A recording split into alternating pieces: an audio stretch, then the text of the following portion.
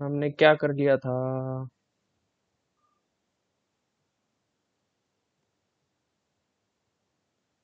ये हो चुका था अपना पूरा याद।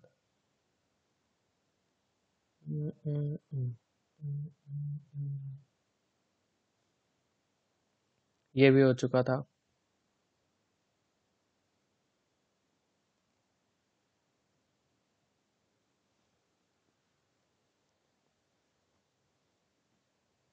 ये बात समझ में आ गई तेरे को?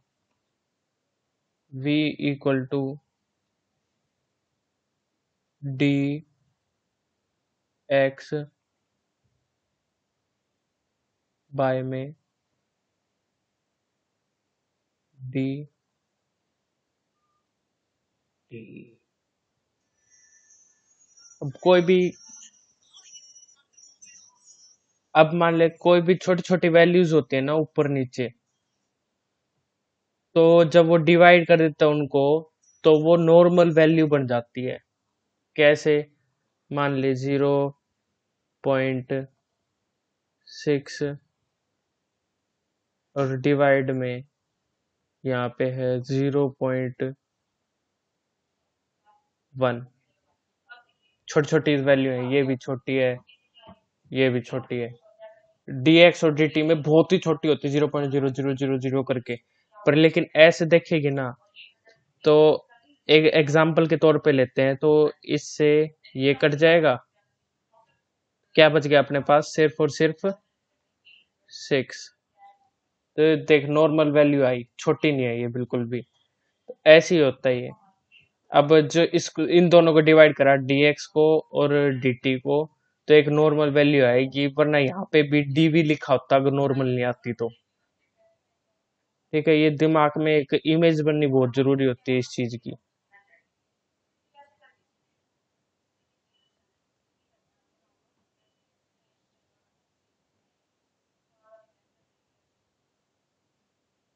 चल अगला देख। इसमें ये साइन अपने आप लगा लिए पेंसिल से बुक के अंदर, ऐसे ये इंटीग्रेशन वाले।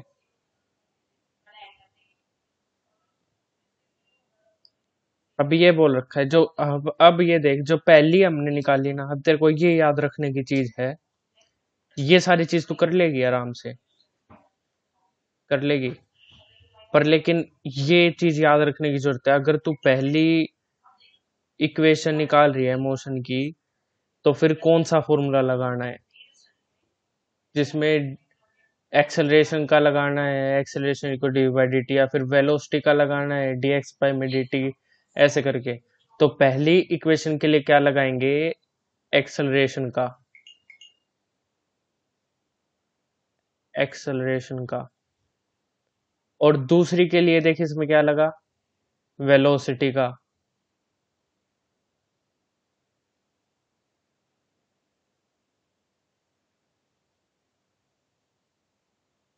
ठीक है, अभी आगे तो आराम से कर लेगी टाइम। देखे, ऐसे पढ़ इसको, अपर लिमिट और lower limit. T is equal to upper limit, zero equal to lower limit. तो इसका मतलब क्या है? लोअर लिमिट का मतलब है स्टार्टिंग पॉइंट, और ये है एंडिंग पॉइंट। स्टार्टिंग पॉइंट मतलब जीरो से स्टार्ट होकर टाइम इक्वल टू जीरो, उससे स्टार्ट होकर टाइम इक्वल टू टी तक का निकालना है अब हमें। अब जो ये है, इसमें स्टार्टिंग पॉइंट क्या है? X note. ये है एक्स। इसका क्या मतलब है कि अगर ग्राफ बनाए, ऐसे ग्राफ बनाया, तो यहाँ पे बीच से में कहीं पे एक्स नोट आता है, एक्स नोट, और यहाँ पे आगे जाके कहीं पे एक्स आता है। ठीक है, तो इन दोनों के बीच में दिखाना है। अब यहाँ पे हमने टाइम इक्वल टू जीरो लिया है, और इधर हमने टाइम इक्वल टू टी लिया है। तो टोटल टाइम कितना लगा? T minus zero. अगर टाइम यहाँ पे 2 सेकंड होता और इधर 5 सेकंड होता, तो टोटल टाइम कितना होता? 5 - 2, 3 सेकंड। ऐसे ये कर रखा है यहाँ पे, upper limit minus lower limit वाला।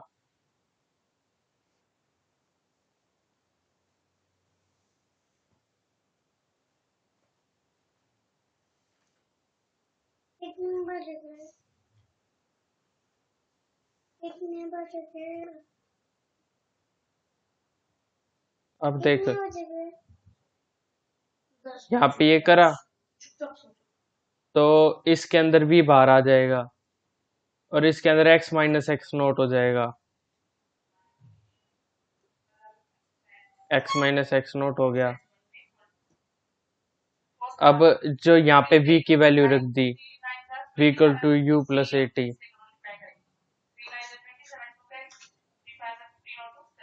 यहाँ पे ये निकाली हुई यहाँ पे रख दी।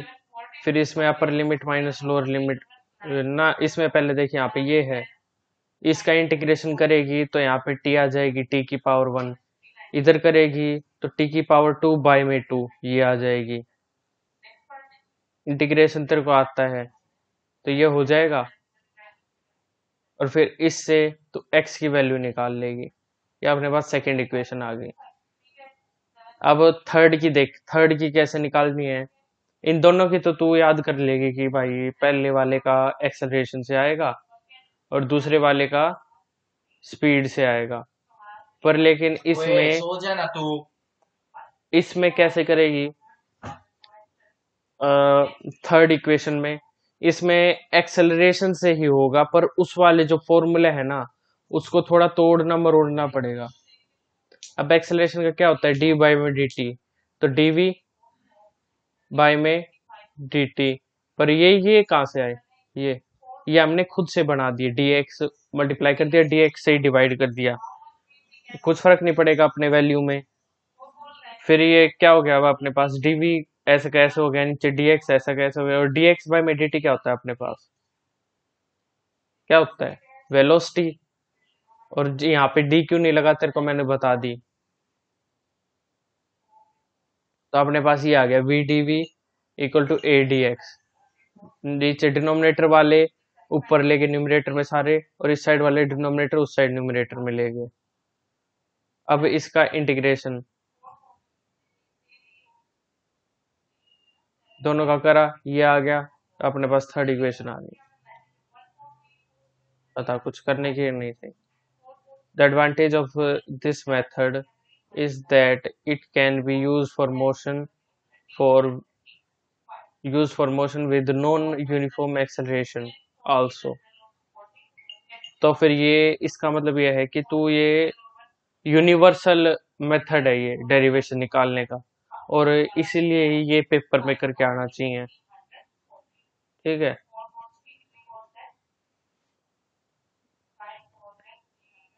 अब आगे ये एग्जाम्पल है, इसको तू खुद कर लिए, इसमें सिर्फ फॉर्मूला लगाना है और कुछ नहीं करना,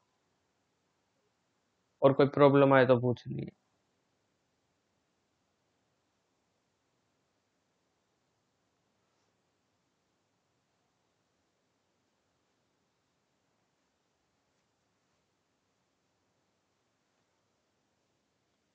इसमें क्या दे रखा है, ये ऐसे दे रखा है,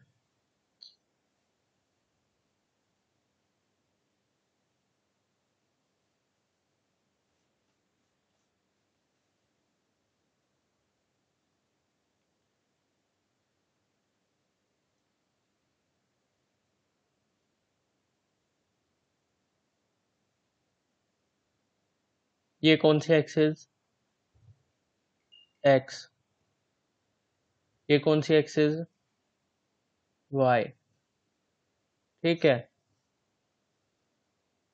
अब ये कोई पॉइंट है बी, और ये ए है, ये वाला, ये कोई पता नहीं बक्सा, चलिए पढ़ते हैं इसमें क्या दे रखा है। ये एग्जाम्पल का ही है, तेरे को मैंने बता दिया ये वाई वगैरह ये क्यों लिया है, क्योंकि ये वाई एक्सिस समझिए इसको ऐसे, और ये एक्स एक्सिस है, और इसके 2-3 मेथड दे रखे हैं अपने देख लिए। ये रे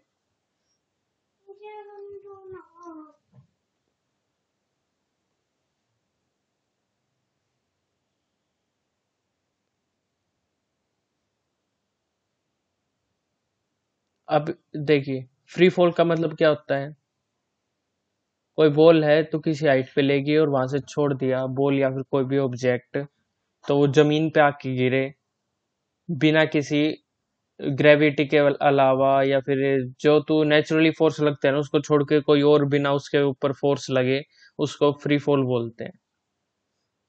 और इसमें एयर रेजिस्टेंस को नेग्लेक्ट करते हैं।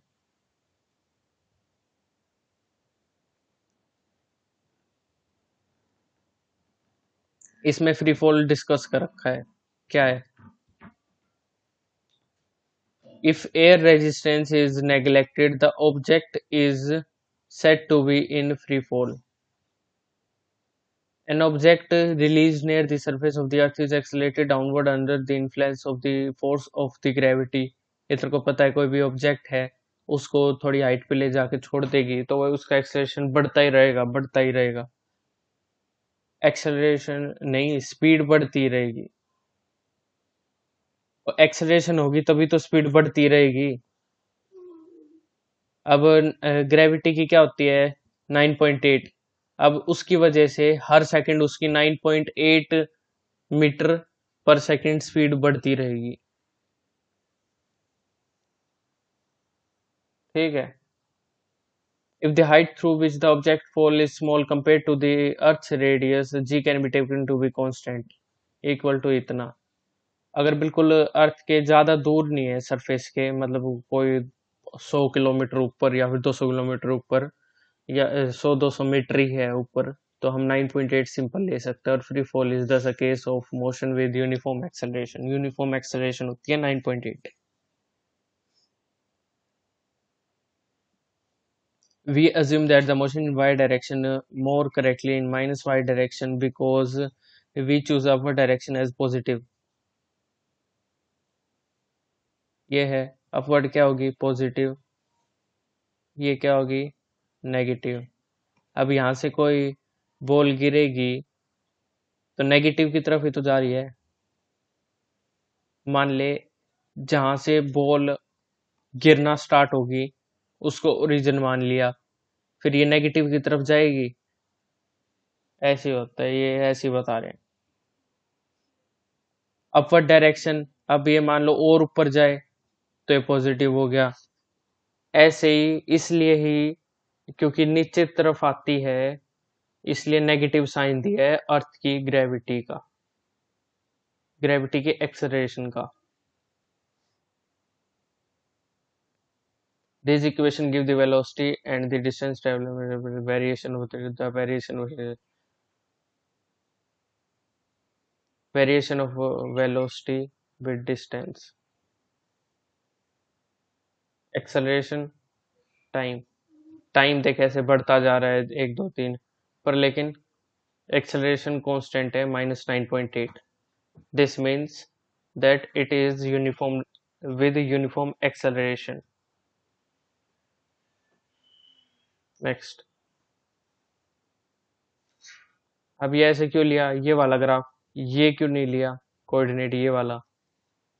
क्योंकि माइनस वाई पे जा रहा है, तेरे को पहले बताया था, क्योंकि माइनस वाई कंसिडर करेंगे इस केस में, क्योंकि नीचे की तरफ जा रही है बॉल, तो इसलिए ये वाला लिया।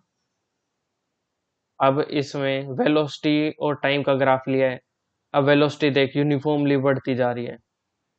एक्सेलरेशन, एक्सेलरेशन कांस्टेंट है 9.8। इसका मतलब है 9.8 मीटर बढ़ता रहेगा हर सेकंड, तो यूनिफॉर्मली बढ़ता जा रहा है 9.8 हर सेकंड। और ये है डिस्टेंस पर टाइम। अब देख इसमें क्या है, ऊपर से कोई भी चीज तू छोड़ रही है तो इमेजिन करके देखिए, कर्सर देखिए, तूने ऐसे छोड़ा, ऐसे गया ये, फिर धीरे धीरे रुक गया, और फिर ऐसे आया और फिर तेज हो गया और फिर नीचे गिर गया। ऐसे होता है ये। अब तूने इसमें क्या नोटिस करा कि तूने फेंका तेज से, पर धीरे धीरे धीरे धीरे धीरे कम होता गया, और फिर वापस आया तो एकदम से रुक गया। तो ये केस सिनेरियो है ये वाला, रुक गया तब वाला ये। अब ये वापस आ रहा है, धीरे धीरे वेलोसिटी बढ़ रही है इसकी, अब देख बढ़ रही है ना धीरे धीरे वेलोसिटी माइनस में, ऐसे यही बता रखा है इसके अंदर। तीनों हो गए। Galileo law of odd, the distance transferred during equal intervals of time by falling ये अपने सर वगैरह से पूछ ली।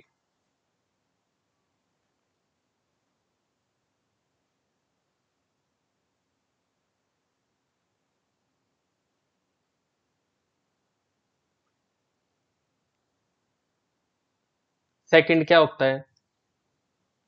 सेकंड मोशन ऑफ इक्वेशन, उसके अंदर होता है x equal to U T plus half A T square. उसके अंदर x की जगह पे y ले लेंगे, क्यों? क्योंकि यहाँ पे y एक्सिस यूज हो रही है बस। और इसके अंदर फिर बाद में इनिशियल वेलोसिटी जीरो कंसीडर करें तो u इक्वल टू जीरो हो जाएगा, तो वो वाला आ गया इसके अंदर टर्म ut वाला।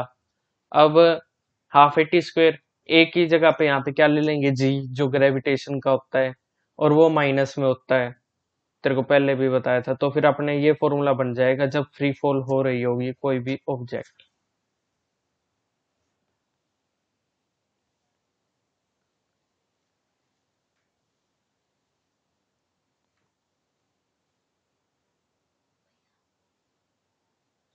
छोड़ दे इतना, कोई जरूरी नहीं है। अब तू तैयारी करेगी तो तेरे को कुछ चीजें छोड़नी पड़ेंगी और कुछ चीजें याद करनी पड़ेंगी, और तेरे को वो चीज आनी चाहिए। तेरे को क्या याद रखनी है, क्या भूलना है, क्योंकि कुछ चीजें होती हैं कि तू एक बार देख के और फिर ऐसे तेरे हमेशा याद रहेगा वो। पर लेकिन कुछ चीजें ऐसी होती है तेरे को वो बार बार रिवाइज रखनी पड़ेंगी वो चीज, जब तक तेरा पेपर नहीं हो जाता। अब इसके अंदर सारी वैसी बातें हैं जो मेनली तू क्वेश्चन सोल्व करेगी तब तेरे आ जाएंगे ध्यान में। अब ये this law was established by Galileo Galilei 1564-1642, who was the first to make quantitative studies for free fall। बस इतनी बात मैक्सिमम याद रखती तू, Galileo Galilei first to make quantitative studies for free fall, बस। एग्जाम्पल सारे कर लिए।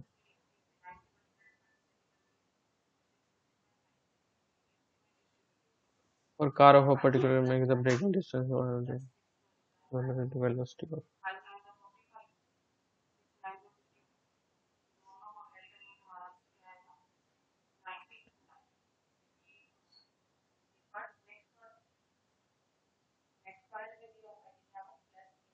कर लिए। ये वाला भी देखा होगा, कुछ पेपर वगैरह में आता नहीं है, बस वैसे ही मजे के लिए दे रखा है।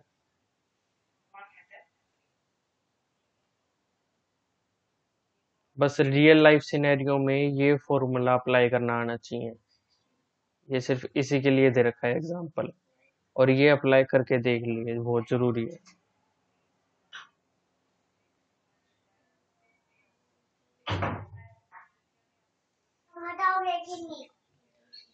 Relative velocity. अब एक बात बता, एक ट्रेन इस साइड जा रही है, ट्रेन कार लेते हैं, मोर रियलिस्टिक, मतलब कॉमनली देखते हैं हम कार को रोड्स पे, इसलिए। अब कार इधर जा रही है 10 मीटर पर सेकंड से,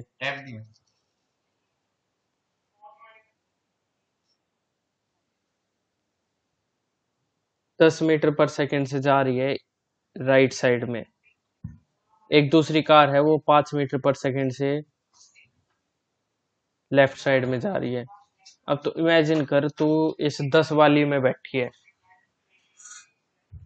अब तू 10 वाली में बैठी है इमेजिन करो, और तू जाने लग रही है इस 10 वाली गाड़ी में इस साइड, किस साइड, राइट साइड। एकदम से सामने से गाड़ी आई, पाथ से ही है, 5 मीटर पर सेकंड से ही जा रही है, पर लेकिन वो तेरे को ऐसा लगेगा कि वो बहुत तेजी से निकल गई गाड़ी, किसके बजाय, इन रिस्पेक्ट टू कोई एक स्टेशनरी गाड़ी है जो रोड के साइड में खड़ी है और तू इसके बगल से निकले अपनी 10 मीटर पर सेकंड वाली गाड़ी से, है ना। अब देख, तू ऐसे जा रही है, 3 गाड़ियां हैं, एक गाड़ी है वो इस साइड जा रही है कुछ वेलोसिटी से, एक गाड़ी है जो वैसी रोड के साथ में खड़ी है, और एक गाड़ी है जो तेरे साथ में से गई, तेरे साथ में ही है पर लेकिन वो आराम से जा रही है, तेरी मान लो 10 मीटर पर सेकंड है तो उसकी 5 है, और तूने उसको ओवरटेक करा है। तो इसके अंदर ये तेरे को बहुत फास्ट लगेगी जब ही चली गई, ये तेरे को थोड़ा मीडियम लेवल का लगेगा कि तेरे सामने से गई है मीडियम लेवल से, समझी। और ये है कि ये तेरे को लगेगा बहुत आराम आराम से जाने लग रही है। तो वही इसका जो ये होता है, ये रियल लाइफ सिनेरियो से एक रिलेटिव वेलोसिटी का फंड आता है निकल के, और वो इसके अंदर समझा रखा है इस टॉपिक के अंदर।